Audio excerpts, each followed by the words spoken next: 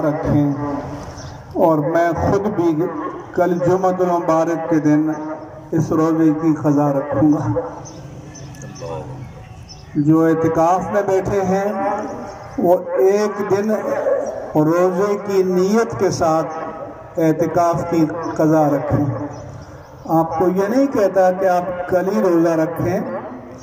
आइंदा रमज़ान से पहले जब भी अल्लाह आपको तौफीक दे, गर्मी का मौसम हो, सर्दी का मौसम हो, एक रोज़ा क़ज़ा करें, क्योंकि हम रोज़ा हुक्मरानों की मर्ज़ी पर कुर्बान नहीं कर सकते।